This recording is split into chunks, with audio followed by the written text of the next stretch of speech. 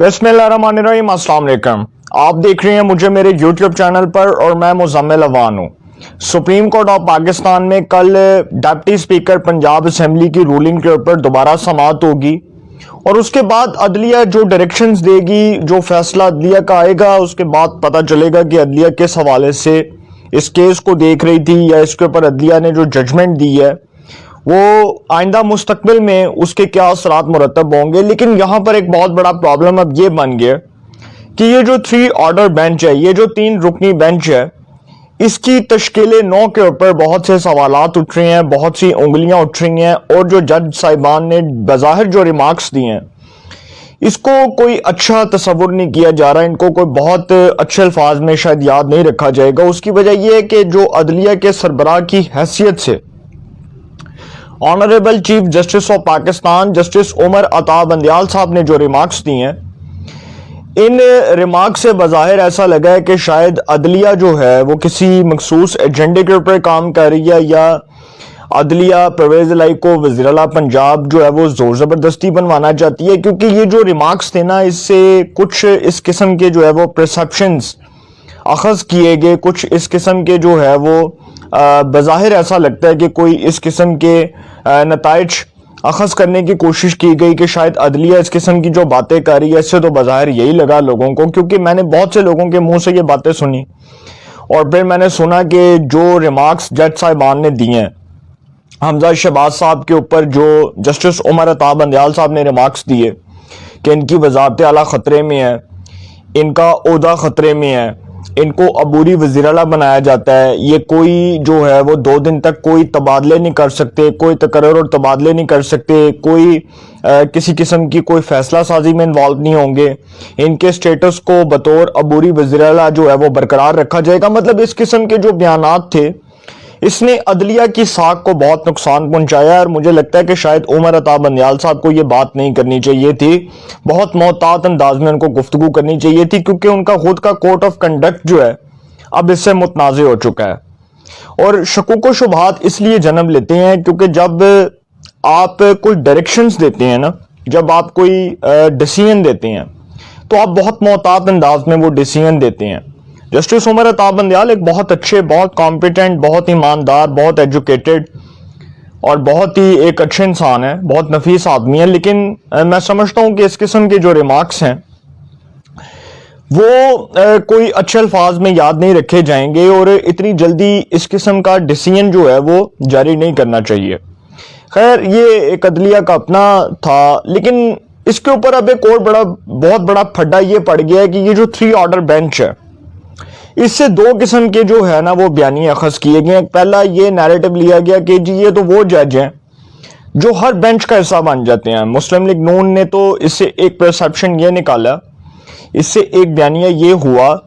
कि जी बार बार जो भी केसेस बनते हैं, जो भी केसेस सुप्रीम कोर्ट में जाते हैं, उसमें यही 3 ऑर्डर बेंच बैठता है, justice Umar Ata Bandial, justice Ejazul Hasan, justice Munib Akhtar. फिर वो जो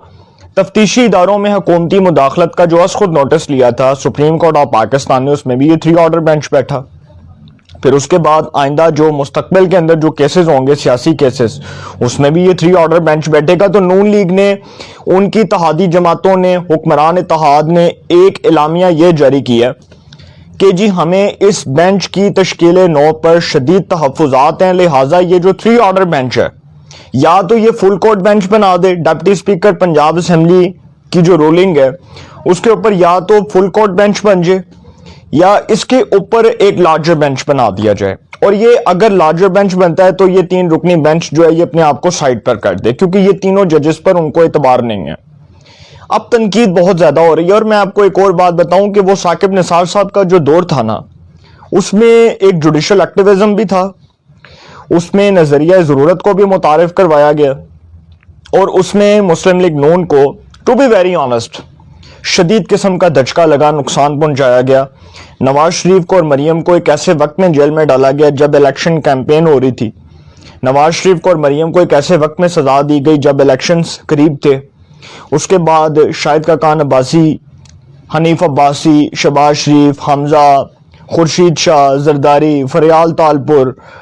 मतलब इस किस्म के जो उस वक्त के अपोजिशन के रहनुमा जो आज हुकूमत में है, ان کے ساتھ جو ہوا اس کو تاریخ نے کوئی اچھے الفاظ میں یاد نہیں کیا. اور دیکھیں ہمیں تاریخ سے سبق سیکھنا چاہیے. ہماری عدلیہ کی تاریخ جو ہے وہ بہت، ایک تو عدلیہ ہمارے لیے تو بہت قابل احترام ہے، لیکن ہماری عدلیہ کی کوئی تاریخ اتنی اچھی نہیں ہے جتنا اچھا اس کو بنا کر پیش کیا جاتا ہے. اور میں ریکویسٹ کرنا چاہتا ہوں ان تجزیہ کاروں سے، ان صحافیوں سے کہ خدا کا واسطہ ہے غلط رپورٹنگ سے باہر آ جائیں، خوش آمدی سے باہر آ جائیں، چاپلوسی سے باہر آ جائیں. شہباز شریف صاحب کو بھی یہی ریکویسٹ کروں گا کہ آپ کی جماعت آپ کے نیریٹو کو قبول نہیں کر رہی. یہ میں بات آپ کے منہ پر کر رہا ہوں. شہباز شریف صاحب جو ہیں جس نیریٹو کو وہ پروان چڑھانا چاہتے ہیں اس نیریٹو کو ان کی جماعت بھی قبول نہیں کر رہی. تو یہاں پر جی ایک بہت بڑا پرابلم اب یہ بن گیا کہ جو تینوں ججز ہیں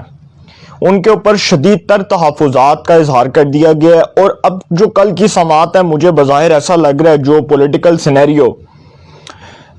چینج ہوا ہے، اگر تو عدلیہ اپنے فیصلے کو ریورس کرتی ہے اور آرٹیکل 63A جو کانسٹیٹیوشن آف پاکستان کا آرٹیکل 63A ہے اس کے اندر یہ بات لکھ دی گئی ہے کہ پارٹی ہیڈ اور سر پارٹی ہیڈ، اگر اب پارٹی کے سربراہ کی حیثیت سے چودھری شجاعت حسین صاحب کو نہیں سنا جائے گا پھر انگلیاں اٹھیں گی، اور اگر ان کا بیان ریکارڈ نہیں کروایا جائے گا پھر انگلیاں اٹھیں گی، کیونکہ عدلیہ کو اب چودھری شجاعت حسین صاحب کو سننا پڑے گا. دوسری بات کہ اگر عدلیہ اس کے اوپر کوئی فیصلہ جاری کرتی ہے اور وہ فیصلہ نون لیگ کے حق میں نہیں آتا، پی ٹی آئی کی فیور میں آ جاتا، تو یہ معاملہ پھر پھڈے کی طرف جائے گا. اور پھر شدید تر تحفظات کے بعد یہ جو 3 آرڈر بینچ ہے اس کو شاید مستقبل میں اس قسم کے کیسز کے اوپر بینچ تشکیل نہیں دینا چاہیے، جو میں سمجھتا ہوں، کیونکہ تنقید پھر بہت زیادہ ہو جائے گی. اور اگر یہ فیصلہ مسلم لیگ نون کے حق میں آ جاتا ہے تو تحریک انصاف پھڈا ڈالے گی. لیکن یہ تو تب ہے نا جب عدلیہ آئین اور قانون کو سامنے رکھ کر فیصلہ کرے. لیکن یہاں پر جو ہے نا پاکستان میں ڈبل سٹینڈرڈز ہیں. میں آج تو اپنی عدلیہ کا بہت احترام کرتا ہوں، لیکن میں اپنی عدلیہ سے بھی یہ پوچھنا چاہتا ہوں کہ جب صادق سنجرانی چیئرمین سینٹ بنے تب کیا ہوا، اکثریت کو اقلیت میں کیسے تبدیل کیا گیا، اس کی بھی انویسٹیگیشن کروائیں. پھر گیلانی صاحب کے جو 7 ووٹ مسترد ہوئے اس کے اوپر اسلام آباد ہائی کورٹ نے کہا کہ جی ہم پارلیمان کے معاملات میں مداخلت نہیں کر سکتے. آج جسٹس عمر عطا بندیال صاحب اسی کیس کو، پارلیمان کے ہی کیس کو لے کر عدالت میں بیٹھے ہیں، تو بہتر ہے کہ اس کی بھی تحقیقات کروا دیں. پھر یہی کیس جس کے اوپر آج میں بات کر رہا ہوں، اسی کیس کے اوپر عدلیہ نے اب یہ فیصلہ کرنا ہے کہ یہ جو 10 ووٹ کاف لیگ کے مسترد ہوئے ہیں یہ کس حیثیت میں مسترد کیے گئے، اس کی آئینی اور قانونی حیثیت کو چیلنج کیا گیا ہے مسلم لیگ کاف اور تحریک انصاف کی جانب سے. اور اگر پرویز الہی وزیر اعلیٰ بن جاتے ہیں تو اس کے اوپر جو میرا ایک پرسپیکٹو ہے، جو میں سمجھتا ہوں کہ مجھے آگے پرویز الہی صاحب بھی وزیر اعلیٰ پنجاب چلتے ہوئے نظر نہیں آ رہے. اس کی وجہ یہ ہے کہ اگر عمران خان صاحب کے خلاف یہ جو عدلیہ میں اس وقت جو کیسز ہیں اس کے اوپر بھی اب سماعت ہونی ہے، اور اس کے بعد ایک بہت ہی خطرناک کیس جو الیکشن کمیشن آف پاکستان میں اگر اس کا فیصلہ عمران خان صاحب کے خلاف آ جاتا ہے تو پھر پرویز الہی صاحب کس سے اعتماد کا ووٹ لیں گے؟ نون لیگ سے لیں گے؟ کبھی بھی نہیں لیں گے، کیونکہ وہ تو تحریک انصاف کے ووٹوں سے وزیر اعلیٰ پنجاب بنیں گے نا. تو پھر اگر عدلیہ ان 10 ووٹوں کو تسلیم کر بھی لیتی ہے تو پرویز الہی صاحب کی وزارت اعلیٰ پھر خطرے میں پڑ جائے گی، کیونکہ عمران خان صاحب کے خلاف ہی اگر فارن فنڈنگ کا کیس آ گیا تو وہ تو اس کیس میں جو ہے وہ لڑک جائیں گے، اس کیس میں ان کو اڑا دیا جائے گا. تو یہ جو ہے نا اب نون لیگ نے جی فیصلہ کیا، اور نون لیگ نے نہیں بلکہ پوری حکمران اتحاد کی جتنی بھی جماعتیں سب نے فیصلہ کیا. مریم نواز صاحبہ کے بھی میں نے ٹویٹس پڑھے، اس کے بعد مولانا فضل الرحمان صاحب کا بھی میں نے بیان سنا، قمر الزمان قاہرہ، شازیہ مری، بیرسٹر وہ جو ہیں وہ وہاب صاحب، تمام جتنے بھی نون لیگ کے طلال چودھری، اس کے بعد جتنے بھی لوگ ہیں ان سب نے اب یہ کہا ہے کہ جی اب یہ جو لڑائی ہے نا یہ لڑنے کا وقت آ گیا ہے، اور اب یہ نہیں ہو سکتا کہ ایک مخصوص ٹولے کے لیے یہ بینچ بنایا جائے، بار بار یہی کیسز میں بینچ بنے، بار بار یہی کیسز میں بینچ بنے. میں اگر ٹو بی ویری آنسٹ یہ بات کروں، کیونکہ یہ تنقید آگے بہت زیادہ چلنی ہے اور مجھے یہ خطرہ ہے کہ ججز کا جو کوڈ آف کنڈکٹ ہے اس سے متاثر ہوگا، شکوک و شبہات بڑھیں گے. تو بہتر یہ ہے کہ یہ جو 3 آرڈر بینچ ہے یہ ایک فل کورٹ بینچ بنا دے. تاکہ یہ معاملہ فل کورٹ کے پاس جائے اور سپریم کورٹ آف پاکستان کا جو سپریم کورٹ آف پاکستان کے جو 17 کے 17 ججز ہوں گے وہی اس کو بیٹھ کر سن لیں. لیکن اس وقت تو 13 ججز ہیں, کیونکہ 4 ججز جو ہیں ان کی اپوائنٹمنٹ ہونی ہے, ان کی تعیناتی ہونی ہے. وہ صوبوں سے کہاں سے لینے ہیں, پنجاب سے, سندھ سے, بلوچستان, خیبر پختونخوا, یہ اب چیف جسٹس نے فیصلہ کرنا ہے. لیکن اس وقت جو سپریم کورٹ میں 13 ججز کا جو فل کورٹ بینچ ہے اس کے سامنے یہ کیس کو ریفر کیا جائے, وہ سنے, اور اس کے بعد جب سپریم کورٹ آف پاکستان کے تمام جج صاحبان کی ایک حتمی مشاورت کے بعد ایک فیصلہ آ جائے گا, پھر کسی کو کوئی شکوک و شبہات نہیں ہوں گے, کوئی ابہام پیدا نہیں ہوگا. میں یہ سمجھتا ہوں, اور مجھے یہ لگ رہا ہے کہ جو کل کی سماعت ہے اس میں شاید بظاہر ایسا ہو سکتا ہے, جو میں سمجھتا ہوں کہ جو میرا اپنا پرسنل انالیسز ہے, جو میرا اپنا ذاتی تجزیہ ہے,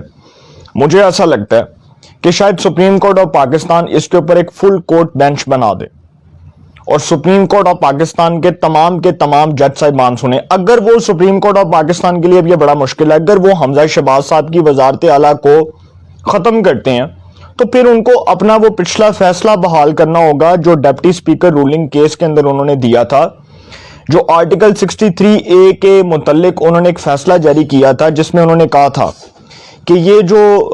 سپریم کورٹ آف پاکستان نے کہا تھا کہ یہ جو 25 منحرف اراکین نے ووٹ کاسٹ کیا تھا ان کا ووٹ شمار نہیں ہوگا. تو یہاں پر بھی اب پارٹی ہیڈ کا فیصلہ ہے, کیونکہ یہاں پر بھی اب پارٹی ہیڈ کی بات ہو رہی ہے, اور پارٹی ہیڈ ہیں چودھری شجاعت صاحب. تو چودھری شجاعت صاحب کا فیصلہ کیا ہوا, انہوں نے تو بتایا کہ جی انہوں نے خط لکھ کر دیا ڈپٹی سپیکر کو, ڈپٹی سپیکر کو کہا کہ جی ووٹ کاسٹ نہیں ہو سکتا, کاف لیگ نے ووٹ کاسٹ کیا, کیونکہ وہ جو ووٹ کاسٹ کیا وہ منحرف ہو کر کیا.